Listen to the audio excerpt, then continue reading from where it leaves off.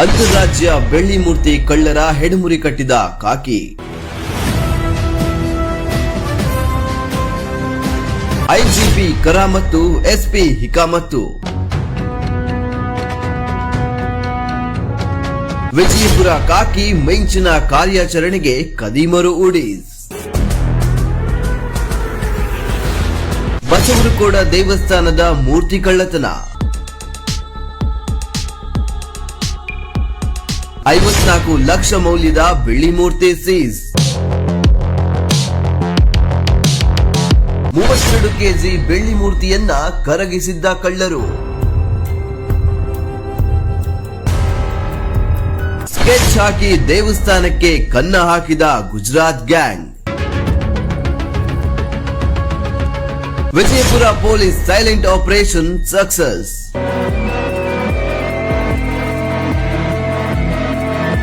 ಮೂರ್ತಿ ತುಂಡರಿಸಿ ಗಟ್ಟಿ ಮಾಡಿದ್ದ ಕಿರಾತಕರು.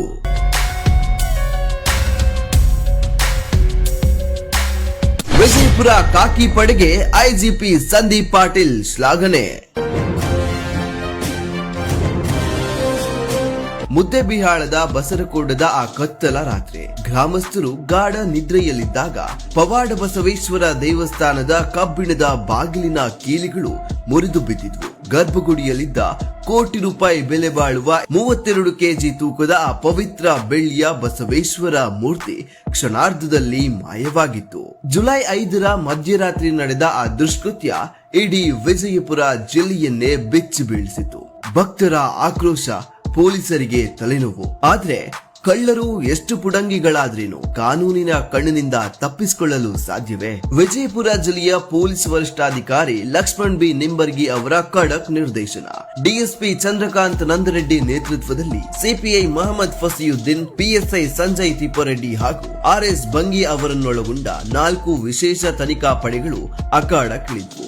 ಜೂನ್ ತಿಂಗಳಲ್ಲೇ ಬಂದು ಸ್ಕೆಚ್ ಹಾಕಿ ಜುಲೈನಲ್ಲಿ ಕನ್ನ ಹಾಕಿದ ಆ ಖತರ್ನಾಕ್ ಕಳ್ಳರ ಸುಳಿವು ಸಿಕ್ಕಿದ್ದು ಬಾಂಬೆ ಗುಜರಾತ್ ನ ಗಡಿಯಲ್ಲಿ. ತಾಂತ್ರಿಕ ನೈಪುಣ್ಯತೆ, ಹಗಲಿರುಳು ಕಾರ್ಯಾಚರಣೆ ಪೊಲೀಸರ ಬಲೆಗೆ ಬಿದ್ದಿದ್ದು ಗುಜರಾತ್ನ ಅಹಮದಾಬಾದ್ ನಲ್ಲಿರುವ ಸುರೇಶ್ ಕುಮಾರ್ ಸೋನಿ. ಆತನನ್ನ ಎಳೆತಂದು ವಿಚಾರಣೆ ನಡೆಸಿದಾಗ ಹೊರಬಿತ್ತು ಅಂತಾರಾಜ್ಯ ಕಳ್ಳರ ನೆಟ್ವರ್ಕ್. ಆತನ ಕದೀಮ ಸಹಚರರಾದ ಬ್ರಾಹ್ಮರ್ ಹಾಗೂ ಇಂದ್ರಜಿತ್ ಇಬ್ಬರನ್ನು ಹೆಡಮುರಿ ಕಟ್ಟಲಾಯಿತು. ಇಲ್ಲಿಂದ ಏನು ಕಳ್ತನ ಮಾಡ್ಕೊಂಡು ಹೋಗಿದ್ರು ಆ ಒಂದು ಬೆಳ್ಳಿಯನ್ನು ಅವರು ಕರಗಿಸಿ ಗಟ್ಟಿಯಾಗಿ ಏನು ಇಟ್ಟಿದ್ರು ಅದನ್ನು ಕೂಡ ಸುಮಾರು 52 ಲ್ಯಾಕ್ಸ್ ವರ್ತ್ 100% ರಿಕವರಿ ಆಗಿದೆ. ಅದಲ್ಲದೆ ಈ ಒಂದು ಕೃತ್ಯಕ್ಕೆ ಉಪಯೋಗ ಮಾಡಿದಂಥ 2 ಮೊಬೈಲ್ ಫೋನ್ ಹಾಗೂ 1 ಕಾರ್ ಏನಿದೆ ಹಾಗೂ 2 ಕಬ್ಬಿಣ ರಾಡ್ ಏನಿದೆ ಅದನ್ನು ಕೂಡ ಇವರು ಪತ್ತೆ ಹಚ್ಚಿದ್ದಾರೆ. ಸೊ ಹಾಗಾಗಿ ಈಗಾಗಲೇ ನಾನು ಹೇಳಿದ್ದೀನಿ, ಇದು ಭಾಳ ಉತ್ತಮವಾದಂಥ ಒಂದು ಪತ್ತೆ ಕಾರ್ಯ ಇದೆ. ಪ್ರಕರಣ ವರದಿಯಾಗಿ ಅಲ್ಲಿ ನಮ್ಮ ತಂಡ ಹೋಗಿ ಪರಿಶೀಲನೆ ಮಾಡಿದಾಗ ಯಾವುದೇ ಥರದ ನಮಗೆ ಕ್ಲೂ ಮೊದಲು ಸಿಕ್ಕಿರಲಿಲ್ಲ. ಆಮೇಲೆ ಇನ್ನೂ ಹೆಚ್ಚಿನ ಒಂದು ತನಿಖೆ ಮಾಡಿ ಏನೇನು ಸಣ್ಣ ಪುಟ್ಟ ಎವಿಡೆನ್ಸಸ್ಸು ಮತ್ತು ಸಾಕ್ಷ್ಯಾಧಾರ ಸಿಕ್ತು ಅದರ ಆಧಾರದ ಮೇಲೆ ಅದನ್ನೆಲ್ಲ ಬೆನ್ನತ್ತಿ ಅಹಮದಾಬಾದಿಗೆ ಹೋಗಿ ಸುಮಾರು 10-15 ದಿನ ಅಹಮದಾಬಾದಲ್ಲಿದ್ದು ಯಾರ್ಯಾರು ಸಸ್ಪೆಕ್ಟ್ಸ್ ಇದ್ದಾರೆ ಅವ್ರ ಬಗ್ಗೆ ಎಲ್ಲ ಮಾಹಿತಿಯನ್ನು ಕಲೆ ಹಾಕಿಬಿಟ್ಟು ಕೊನೆಯದಾಗಿ ಈ 3 ಜನ ಆರೋಪಿಗಳನ್ನು ಅರೆಸ್ಟ್ ಮಾಡೋದ್ರಲ್ಲಿ ಯಶಸ್ವಿಯಾಗಿದ್ದಾರೆ. ಮತ್ತು ಅದಲ್ಲದೆ ಇಲ್ಲಿಂದ ಏನು ಸುಮಾರು 32 ಕೆಜಿ ಬೆಳ್ಳಿ ಕಳ್ಳತನ ಆಗಿತ್ತು ಅದನ್ನು ಕೂಡ 100% ರಿಕವರಿ ಆಗಿದೆ. ಮತ್ತು ಸುಮಾರು ಈಗಾಗಲೇ ಹೇಳ್ದಂಗೆ 52 ಲಕ್ಷ ಮೌಲ್ಯದ ಕಳುವಾದ ಮಾಲುಗಳನ್ನು ನಾವು ಜಪ್ತಿ ಮಾಡಿದ್ದೀವಿ. ಆದ್ರೆ ಕಳ್ಳರು ಎಸಗಿದ್ದ ಕೃತ್ಯವನ್ನ ಕೇಳಿದ್ರೆ ಎದೆ ಜಲ್ಲನ್ನುತ್ತೆ. ಭಕ್ತಿಯ ಸಂಕೇತವಾಗಿದ್ದ ಆ ಪವಿತ್ರ ಮೂರ್ತಿಯನ್ನ 4 ಭಾಗಗಳಾಗಿ ತುಂಡರಿಸಿ ಉಳಿದ ಭಾಗವನ್ನ ಕರಗಿಸಿ ಗಟ್ಟಿಗಳನ್ನಾಗಿ ಮಾಡಲಾಗಿತ್ತು. ಪೊಲೀಸರು ನಡೆಸಿದ ಮಿಂಚಿನ ದಾಳಿಯಲ್ಲಿ ಸಿಕ್ಕಿದ್ದು 4 ಕೆಜಿ ತೂಕದ ಮೂರ್ತಿಯ ತುಂಡರಿಸಿದ ಭಾಗಗಳು, 23 ಕೆಜಿ ತೂಕದ ಕರಗಿಸಿದ್ದ ಬೆಳ್ಳಿಯ ಗಟ್ಟಿಗಳು, 67,600 ರೂಪಾಯಿಯ ನಗದು. ಕೃತ್ಯಕ್ಕೆ ಬಳಸಿದ GJ01 KS4317 ನಂಬರ್ನ ಕಾರು ಮತ್ತು ಕಬ್ಬಿಣದ ರಾಡ್ಗಳು. ಒಟ್ಟು 52,70,000 ರೂಪಾಯಿ ಮೌಲ್ಯದ ಸ್ವತ್ತನ್ನ ಜಪ್ತಿ ಮಾಡಲಾಯಿತು. ಪ್ರಕರಣಕ್ಕೆ ಸಂಬಂಧಪಟ್ಟಂತೆ ಈ ಅಪರಾಧಿಗಳು ಜೂನ್ ತಿಂಗಳಲ್ಲೇ ಒಂದು ಸಾರಿ ಬಂದು ಹೋಗಿರ್ತಾರೆ. ಬಂದು ಹೋಗಿ ದೇವಸ್ಥಾನದ ಒಂದು ಸಂಪೂರ್ಣವಾದಂಥ ವಿವರವನ್ನು ಮತ್ತು ರೆಕ್ಕಿ ಮಾಡಿರ್ತಾರೆ. ಎಂಟ್ರಿ ಹೇಗಿದೆ, ಎಕ್ಸಿಟ್ ಹೇಗಿದೆ, ಮತ್ತು ಮೂರ್ತಿ ಹೇಗಿದೆ, ಯಾವ ರೀತಿ ಇಟ್ಟಿದ್ದಾರೆ, ಸೊ ಇವನ್ನೆಲ್ಲವನ್ನು ಕೂಡ ಅವರು ತಿಳ್ಕೊಂಡು ಹೋಗಿರ್ತಾರೆ. ಮತ್ತು ಈ ಆರೋಪಿಗೆ ಚಿತ್ರದುರ್ಗದ್ದು ಲಿಂಕ್ ಇರುತ್ತೆ. ಸೊ ಅವನು ಈ ರಸ್ತೆಯಲ್ಲಿ ಹೋಗಿ ಬಂದು ಮಾಡಿದ್ದು ಇದೆ ಮುಂಚೆನೂ ಕೂಡ. ಸೊ ಈ ಹೈವೇ ಮೇಲೆ ಹೋಗಿ ಬಂದು ಮಾಡಿರೋದ್ರಿಂದ ಈ ದೇವಸ್ಥಾನ ಕಳ್ಳತನ ಮಾಡೋದೊಂದು ಹ್ಯಾಬಿಟು ಇದೆ. ಯಾಕಂದರೆ ಅವನ ಮೇಲೆ ಒಂದು 5-6 ಕೇಸುಗಳು ಈಗಾಗಲೇ ರಾಜಸ್ಥಾನ ಮತ್ತು ಗುಜರಾತ್ದಲ್ಲಿ ಆಗಿದ್ದಾವೆ. ಆ ಹಿನ್ನೆಲೆಯಲ್ಲಿ ಬಸರಕೋಡಿಗೆ ವಿಸಿಟ್ ಕೊಟ್ಟಾಗ ಈ ಟೆಂಪಲ್ ತಾವು ನೋಡಿದರೆ ಆ ಮೂರ್ತಿಯನ್ನು ಜಸ್ಟ್ ಲಿಫ್ಟ್ ಮಾಡಿ ಇಡೋ ರೀತಿ ಇದೆ. ಸೊ ಅಂದರೆ ಇದು ನಾಟ್ ಫಿಕ್ಸ್ ಮಾಡಿಲ್ಲ ಅದನ್ನು.